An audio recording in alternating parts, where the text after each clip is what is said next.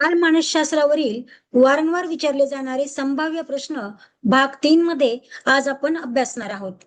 पहिला प्रश्न आहे, बुद्धिमत्ता म्हणजे नवीन परिस्थितीत समायोजन करण्याची क्षमता, अशी व्याख्या कुणी केली? ऑप्शन्स आहेत बिने, स्टर्न, कोल्विन आणि टर्मन. बिने यांचा बुद्धिमत्तेच्या व्याख्येशी संबंध नाही, कारण बिने यांच्या बुद्धिमत्ता चाचण्या प्रसिद्ध आहेत. स्टर्न स्टर्न यांनी बुद्धिमत्तेची जी व्याख्या केली आहे ती म्हणजे बुद्धिमत्ता म्हणजे नवीन परिस्थितीत समायोजन करण्याची क्षमता. म्हणजे योग्य उत्तर आहे स्टर्न. इतर जे दोन ऑप्शन्स आहेत कोल्विन आणि टर्मन, कोल्विन यांच्या मते बुद्धिमत्ता म्हणजे नवीन वातावरणात व्यक्ती स्वतःला किती प्रमाणात ऍडजस्ट करू शकतो ती क्षमता म्हणजे बुद्धिमत्ता. आणि विल्यम टर्न यांच्या मते बुद्धिमत्ता म्हणजे अमूर्त विचार करण्याची क्षमता. अमूर्त विचार करण्याची क्षमता जितकी अधिक तितकी बुद्धिमत्ता अधिक. अशा प्रकारे स्टर्न, कोल्विन आणि टर्मन यांच्या या 3 व्याख्या लक्षात ठेवा. स्टर्न म्हणजे समायोजन करण्याची क्षमता, कोल्विन म्हणजे नवीन वातावरणाशी जितक्या अधिक प्रमाणात ऍडजस्ट करतील ती क्षमता, आणि टर्मन म्हणजे अमूर्त विचार करण्याची क्षमता. योग्य उत्तर आहे स्टर्न.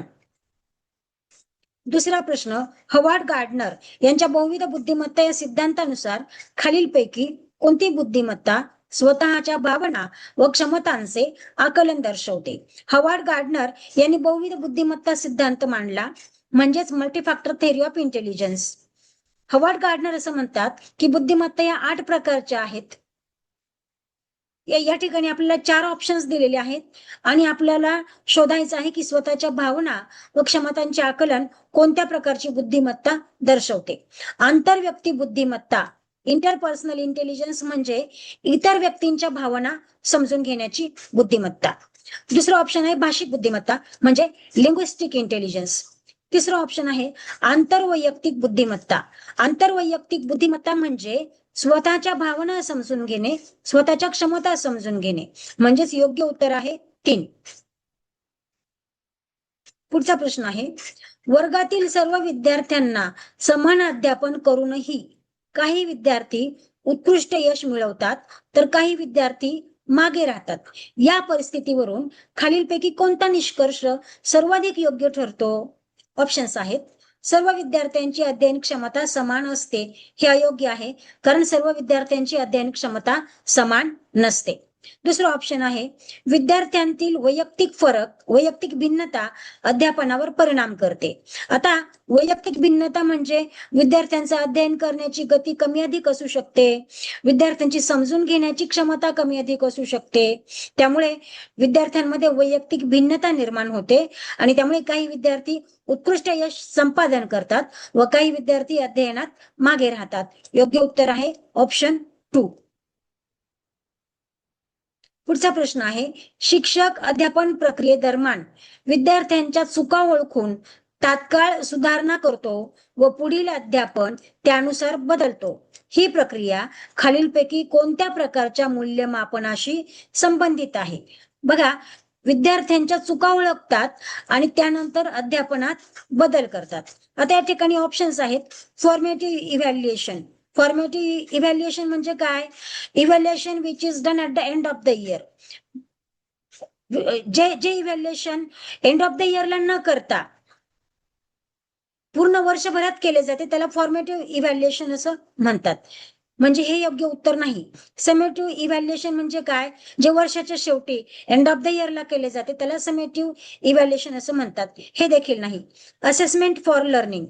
असेसमेंट फॉर लर्निंग म्हणजे विद्यार्थी अध्ययन करत असताना तो कोणत्या चुका करतो, कोणत्या गोष्टी त्याला समजलेल्या नाहीयेत, कोणत्या पद्धतीने शिकवलं तर त्याला ते समजेल हे समजतं. आणि या ठिकाणी आपल्याला विद्यार्थ्यांच्या चुका ओळखता येतात आणि त्यानुसार आपल्या अध्यापनात बदल करता येतो. म्हणजे this is the right answer, assessment for learning. CCE पद्धतीमध्ये कंटिन्युअस या घटकाचा मुख्य अर्थ खालीलपैकी कोणता? बघा, सीसीई म्हणजे कंटिन्युअस कॉम्प्रिहेन्सिव्ह इव्हॅल्युएशन, सातत्यपूर्ण सर्वंकष मूल्यमापन. आता यामध्ये कंटिन्युअस या शब्दाचा अर्थ काय आहे? वर्षाखेरीस एकदाच मूल्यमापन करणे हे नाहीये. वर्षाखेरीस एकदाच मूल्यमापन करणे म्हणजे समेटिव्ह इव्हॅल्युएशन, ज्याला आपण सकारिक मूल्यमापन म्हणतो. दुसरा ऑप्शन आहे लेखी चाचण्यांद्वारे मूल्यमापन करणे, हे देखील नाही. हे आपण वर्षभर करत असतो. विद्यार्थ्यांच्या लेखी चाचण्या घेणं, त्यानंतर त्यांच्या मुलाखतीद्वारे मूल्यमापन करणं, त्यांची तोंडी परीक्षा घेणं, ह्याला आकारिक मूल्यमापन किंवा फॉर्मेटिव्ह इव्हॅल्युएशन असं म्हणतात. तिसरं ऑप्शन आहे अध्यापन प्रक्रियेदरम्यान सातत्यपूर्ण व टप्प्याटप्प्याने मूल्यमापन करणं. ह्याचा अर्थ आहे कंटिन्युअस इव्हॅल्युएशन. म्हणजे या ठिकाणी कंटिन्युअस या घटकाचा अर्थ हा आहे अध्यापन प्रक्रियेदरम्यान सातत्यपूर्ण व टप्प्याटप्प्याने मूल्यमापन करणं. 3 is the correct option.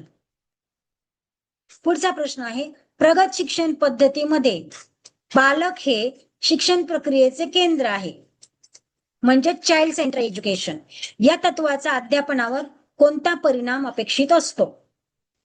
Options आहेत शिक्षक केंद्रित व्याख्यान पद्धती, हे नाहीये. पाठांतरावर आधारित अध्ययन, हे देखील नाहीये. विद्यार्थ्याच्या चुका, विद्यार्थ्यांच्या अनुभव, आवडी व कृतींवर आधारित अध्यापन, हे योग्य उत्तर आहे. बाल केंद्रित किंवा विद्यार्थी केंद्रित अध्यापन म्हणजे विद्यार्थ्याचे अनुभव, विद्यार्थ्याच्या आवडी-निवडी आणि विद्यार्थ्याच्या कृती लक्षात घेऊन अध्यापन करणं. म्हणजे 3 इज द करेक्ट ऑप्शन. पुढचा प्रश्न आहे रचनावादी अध्ययन सिद्धांतानुसार खालीलपैकी कोणती अध्यापन परिस्थिती सर्वाधिक योग्य मानली जाते? रचनावादी अध्ययन म्हणजे कन्स्ट्रक्टिव्हिजम. रचनावादी अध्ययनात प्रत्येक मूल स्वतःच्या ज्ञानाची रचना स्वतः तयार करतं. ऑप्शन्स आहेत शिक्षकाने सर्व माहिती थेट देणे, हे नाहीये. विद्यार्थ्यांनी निष्क्रियपणे ऐकणे, हे देखील नाहीये. विद्यार्थ्यांनी अनुभव, चर्चा व कृतीद्वारे ज्ञानाची निर्मिती करणे. दिस इज द करेक्ट ऑप्शन. कारण रचनावादानुसार विद्यार्थी आपला अनुभव, आपलं ज्ञान, आपल्या कृती याद्वारे ज्ञानाची रचना करतो आणि ती रचना लक्षात ठेवतो. म्हणजेच प्रत्येक विद्यार्थ्याची ज्ञानाची रचना करण्याची आणि लक्षात ठेवण्याची स्वतःची पद्धती असते.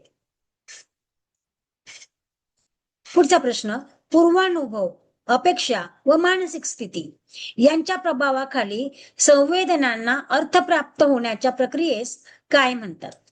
ऑप्शन्स आहेत संवेदना, अवधान, अवबोध, स्मरण. बघा संवेदना म्हणजे काय, तर आपल्या सभोवताली असलेले जे काही चेतक आहेत, जे काही उद्दीपक आहेत, त्यामुळे आपण उत्तेजित होतो. आपले जे काही ज्ञानेंद्रिय आहेत, डोळे, नाक, कान, त्वचा याद्वारे आपल्याला संवेदना प्राप्त होतात.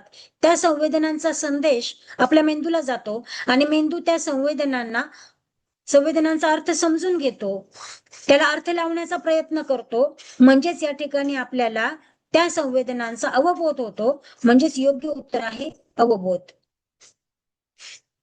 खालीलपैकी संवेदनांची वैशिष्ट्यपूर्ण बाब कोणती?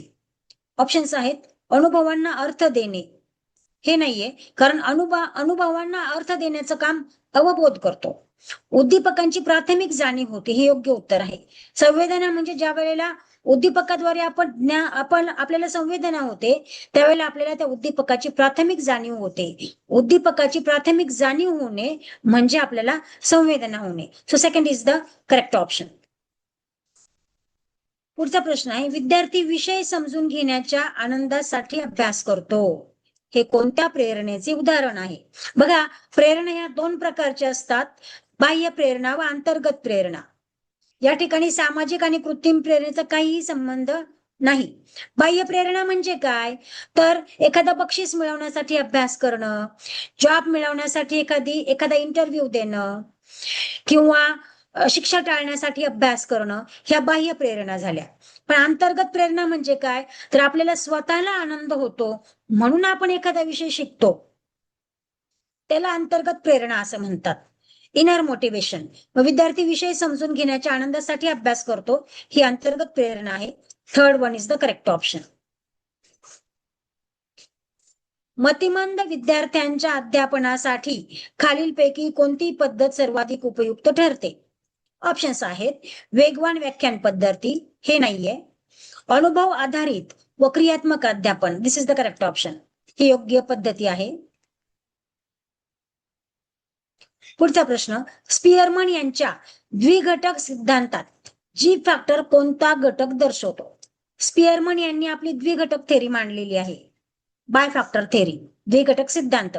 त्यामध्ये त्यांनी 2 फॅक्टर सांगितलेले आहेत की प्रत्येकाच्या बुद्धिमत्तेत एक जी फॅक्टर असतो ज्याला सामान्य बुद्धिमत्ता असं म्हणतात, जनरल फॅक्टर, आणि एक स्पेसिफिक फॅक्टर असतो ज्याला विशिष्ट बुद्धिमत्ता असं म्हणतात. जी फॅक्टर म्हणजेच जनरल फॅक्टर हा सर्वांमध्ये उपलब्ध असतो, पण एस फॅक्टर म्हणजे स्पेसिफिक फॅक्टर हा सगळ्यांमध्ये उपलब्ध नसतो, त्याला विशिष्ट क्षमता असं म्हटलेलं आहे.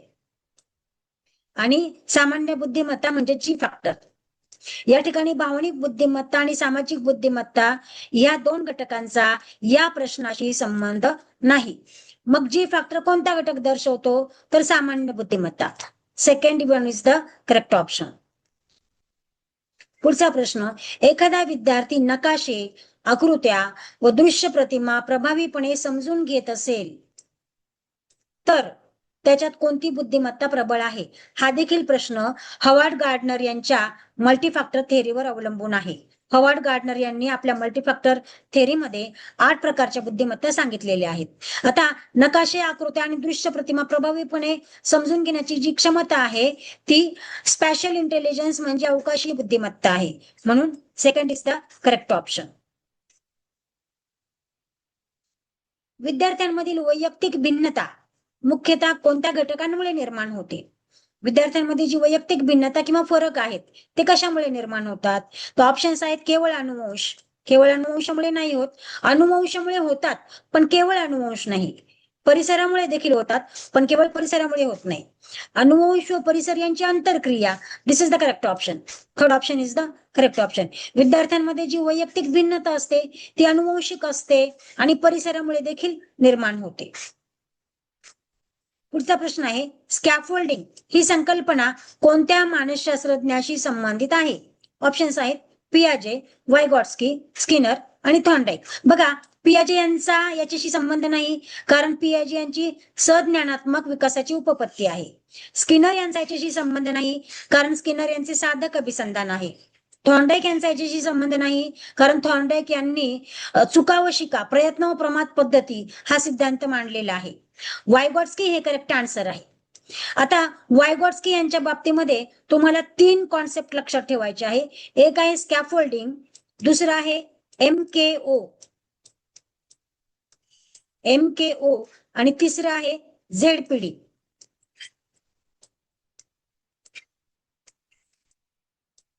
स्कॅफोल्डिंग म्हणजे काय? तर स्कॅफोल्डिंग म्हणजे विद्यार्थ्याला अध्ययन करताना थोडासा सपोर्ट देणं आणि तो घटक तो विद्यार्थी शिकला की मग तो सपोर्ट काढून घेणं. उदाहरणार्थ लहान बालक चालताना अगोदर ते आधार घेते आणि त्याला चालायला यायला लागले की ते आधार सोडून देते, त्याला स्कॅफोल्डिंग असं म्हणतात. म्हणजे विद्यार्थ्याला ज्या वेळेला गरज असते त्यावेळेला त्याला तात्पुरती मदत करणं म्हणजे स्कॅफोल्डिंग. दुसरं आहे एमकेओ.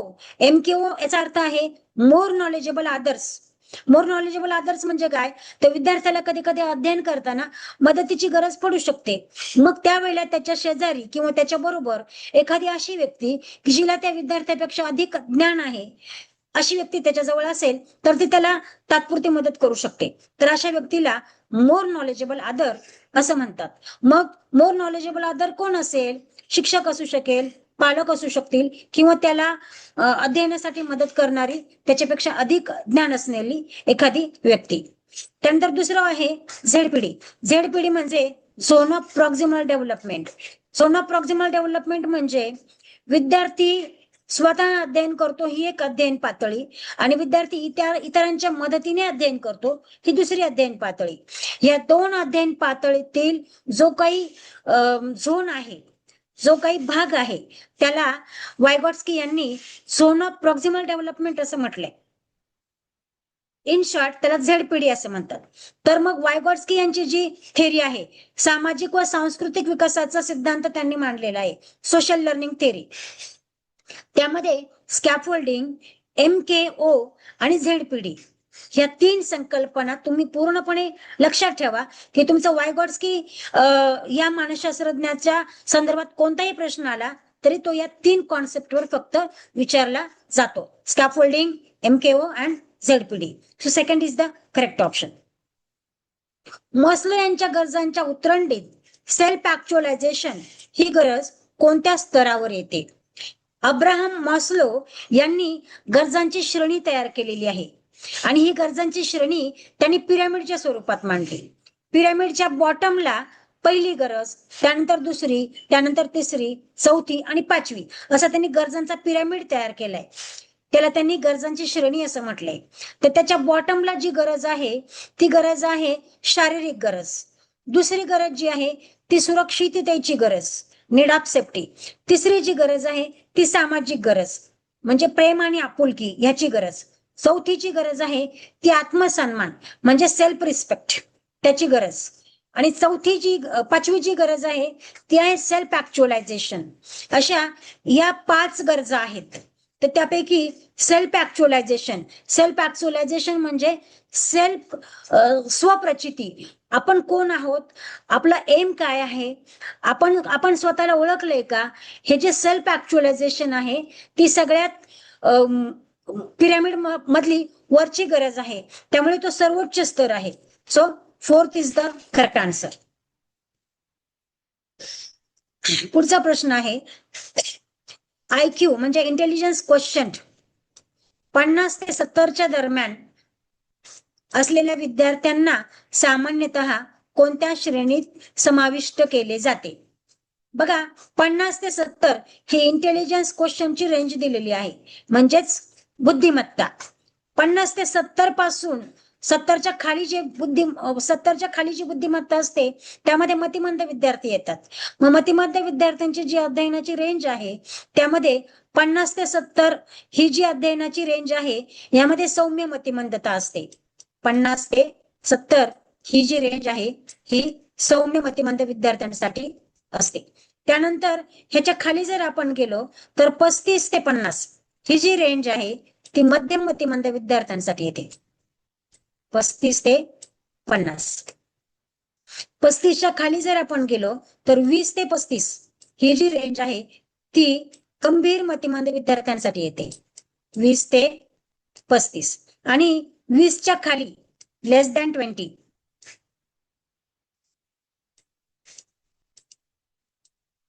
ही जी रेंज आहे ती अतिगंभीर मतिमंदत्व असते. इथे आपला प्रश्न आहे 50 ते 70च्या दरम्यान असलेल्या विद्यार्थ्यांना सामान्यतः कोणत्या श्रेणीत समाविष्ट केलेला आहे? तर सौम्य मतिमंद विद्यार्थी. 50 ते 70 सौम्य मतिमंद, 35 ते 50 मध्यम मतिमंद, 20 ते 35 गंभीर मतिमंद आणि 20 पेक्षा कमी अतिगंभीर मतिमंद. पुढचा प्रश्न आहे लर्निंग बाय डुईंग हे तत्व कोणत्या शिक्षण तज्ञाशी संबंधित आहे? लर्निंग बाय डुईंग म्हणजे कृतीतून शिक्षण.